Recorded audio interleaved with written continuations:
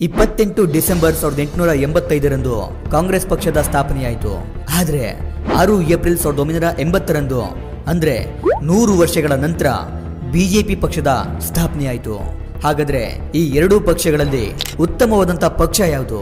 ಈ ಎರಡೂ ಪಕ್ಷಗಳಲ್ಲಿ ಯಾವ ಪಕ್ಷ ನಮ್ಮ ದೇಶಕ್ಕೋಸ್ಕರ ಹೆಚ್ಚಾಗಿ ಕೆಲಸ ಮಾಡಿದೆ?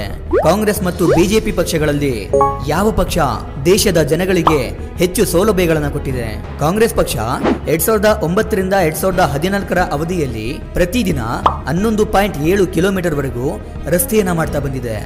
ಆದರೆ ಬಿಜೆಪಿ ಪಕ್ಷ 2014 ರಿಂದ 2019 ಅವಧಿಯಲ್ಲಿ ಪ್ರತಿದಿನ 27 ಕಿಲೋಮೀಟರ್ನಷ್ಟು ರಸ್ತೆಯನ್ನ ಮಾಡ್ತಾ ಬಂದಿದೆ. ಹಾಗಾದ್ರೆ ಭಾರತೀಯರು ಬಿಜೆಪಿ ಪಕ್ಷಕ್ಕೆ ಮತವನ್ನ ಹಾಕೋದೇ ಸರಿನಾ? ಇದೊಂದೇ ಕಾರಣಕ್ಕೆ ಬಿಜೆಪಿ ಪಕ್ಷವನ್ನ ಗೆಲ್ಲಿಸೋದು ಸರಿ ಅಂತ ಹೇಳಕ್ಕಾಗಲ್ಲ.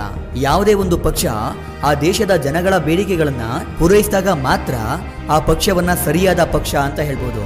ಆದ್ರೆ ರಿಪೋರ್ಟ್ಸ್ಗಳ ಪ್ರಕಾರ ಬಿಜೆಪಿ ಸರ್ಕಾರ 2014 ಚುನಾವಣಾ ಪ್ರಚಾರದಲ್ಲಿ ನಮ್ಮ ದೇಶದ ರೈತರು ಬೆಳೆಯುವಂತಹ ತರಕಾರಿಗಳಿಗೆ ಕನಿಷ್ಠ ಬೆಲೆಯನ್ನ ನಿಗದಿ ಮಾಡ್ತೀವಿ ಅಂತ ಹೇಳಿತ್ತು.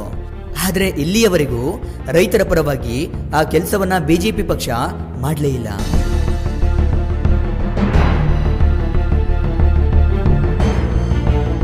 ಕಾಂಗ್ರೆಸ್ ಮತ್ತು ಬಿಜೆಪಿ ಪಕ್ಷಗಳ ನಡುವೆ ಮತ್ತೊಂದು ಬಹುದೊಡ್ಡ ವ್ಯತ್ಯಾಸ ಏನಂದ್ರೆ, ಕಾಂಗ್ರೆಸ್ ಪಕ್ಷ ಅಧಿಕಾರದಲ್ಲಿದ್ದಾಗ ಸರ್ಕಾರದಿಂದಲೇ ರಸ್ತೆ ಕಾಮಗಾರಿಗಳನ್ನ ಮಾಡೋದು ಹೆಚ್ಚಾಗಿತ್ತು.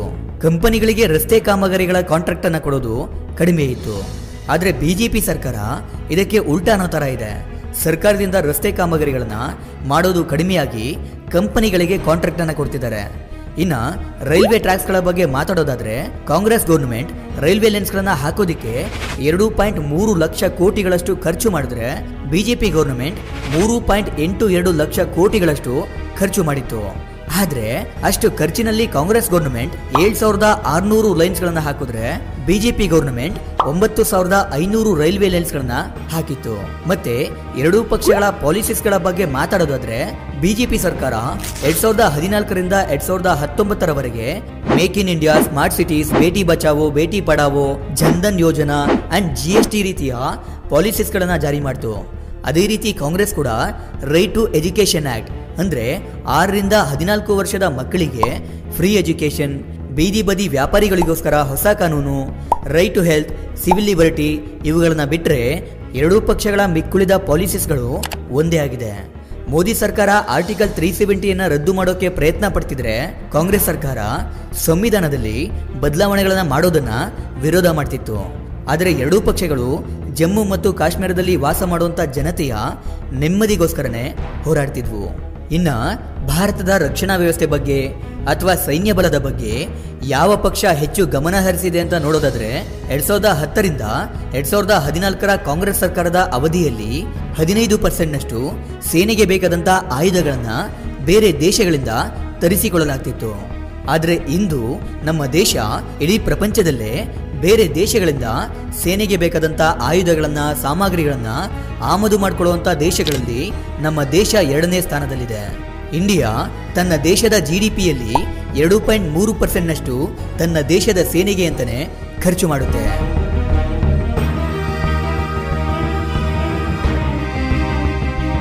ಬಿಜೆಪಿ ಸರ್ಕಾರ ಭಯೋತ್ಪಾದಕರನ್ನ ಮಟ್ಟ ಹಾಕೋಕೆ ಪ್ರಯತ್ನ ಪಟ್ರೆ, ಕಾಂಗ್ರೆಸ್ ಸರ್ಕಾರ ಆಯುಧಗಳನ್ನ ಹೆಚ್ಚಿಗೆ ಮಾಡಿಕೊಂಡು ತಮ್ಮ ಸೈನ್ಯದ ಬಲವನ್ನ ಕಾಪಾಡಿಕೊಳ್ಳೋದ್ರ ಬಗ್ಗೆ ಗಮನ ಹರಿಸುತ್ತೆ.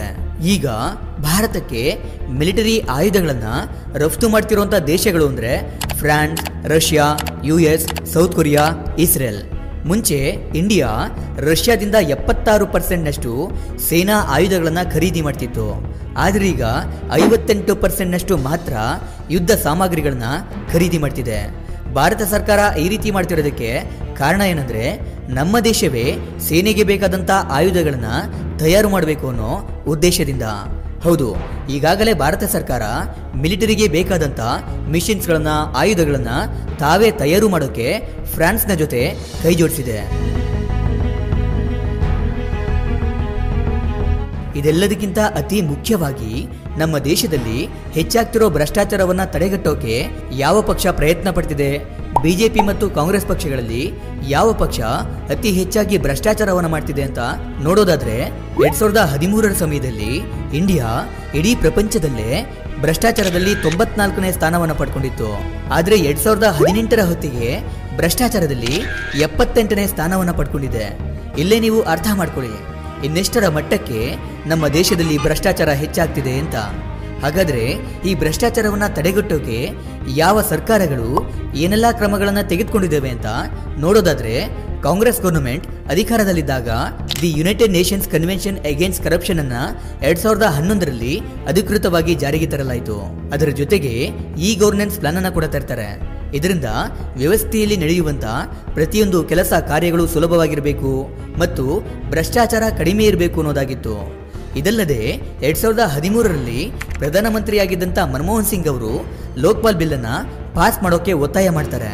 ಇದರಿಂದ ಯಾರೇ ಭ್ರಷ್ಟಾಚಾರವನ್ನ ಮಾಡಿ ಸಿಕ್ಕಾಕೊಂಡ್ರು, ಯಾವುದೇ ಭ್ರಷ್ಟಾಚಾರದ ಕೇಸು ದಾಖಲಾದ್ರೂ ಅದರ ವಿಚಾರಣೆ 7 ದಿನಗಳ ಒಳಗಡೆ ಶುರುವಾಗಿ 6 ತಿಂಗಳ ಒಳಗೆ ಮುಗಿದು ಹೋಗಬೇಕು. ಇನ್ನು ಬಿಜೆಪಿ ಸರ್ಕಾರದ ಬಗ್ಗೆ ನೋಡೋದಾದ್ರೆ 2014ರಲ್ಲಿ ಬಿಜೆಪಿ ಪಕ್ಷವನ್ನ ಜನಗಳು ವೋಟ್ ಹಾಕಿ ಗೆಲ್ಲಿಸಿದ್ದೇ ನಮ್ಮ ದೇಶದ ಭ್ರಷ್ಟಾಚಾರವನ್ನ ತಡೆಗಟ್ಟಲಿ ಅಂತ.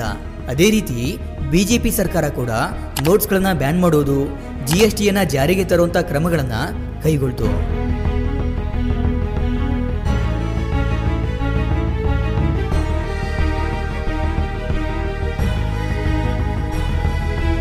ಈ ರೀತಿ ಕಾಂಗ್ರೆಸ್ ಮತ್ತು ಬಿಜೆಪಿ ಪಕ್ಷಗಳ ನಡುವೆ ಇನ್ನೂ ಅನೇಕ ವ್ಯತ್ಯಾಸಗಳನ್ನ ಹೇಳ್ತಾ ಹೋದ್ರೆ ಈ ವಿಡಿಯೋ ಇನ್ನೂ ದೊಡ್ಡದಾಗ್ತಾ ಹೋಗುತ್ತೆ. ಈ ವಿಡಿಯೋದಲ್ಲಿ ಮುಖ್ಯವಾಗಿ ಯಾವ ಪಕ್ಷ ನಮ್ಮ ದೇಶಕ್ಕೆ ಏನೆಲ್ಲ ಮಾಡಿದೆ ಅನ್ನೋದ್ರ ಬಗ್ಗೆ ನಿಮಗೆ ತಿಳಿಸೋಕೆ ಒಂದು ಪ್ರಯತ್ನ ಮಾಡಿದ್ದೇನೆ. ಇದನ್ನ ನೋಡಿದ್ಮೇಲೆ ಕಾಂಗ್ರೆಸ್ ಮತ್ತು ಬಿಜೆಪಿ ಪಕ್ಷಗಳಲ್ಲಿ ಯಾವ ಪಕ್ಷ ಹೆಚ್ಚಾಗಿ ದೇಶದ ಬೆಳವಣಿಗೆಗೆ ಮತ್ತೆ ಭಾರತೀಯ ಜನಗಳ ಪರವಾಗಿ ಕೆಲಸವನ್ನ ಮಾಡಿದೆ ಅಂತ ಕಮೆಂಟ್ ಮಾಡಿ ತಿಳಿಸಿ. ಇದಿಷ್ಟು ಇವತ್ತಿನ ವಿಡಿಯೋ. ಈ ವಿಡಿಯೋ ನಿಮಗೆ ಇಷ್ಟ ಆಗಿರುತ್ತೆ ಅನ್ಕೊಂಡು ಮತ್ತೊಂದು ಹೊಸ ವಿಷಯದೊಂದಿಗೆ ಮತ್ತೆ ಬರ್ತೀನಿ. ಕೊನೆಗೆ ನನ್ನ ಈ ಶ್ರಮಕ್ಕೆ ನಿಮ್ಮಿಂದ ಬಯಸೋದು ಕೇವಲ ಒಂದು ಮೆಚ್ಚುಗೆಯನ್ನು ಮಾತ್ರ. Anyway, thank you for watching.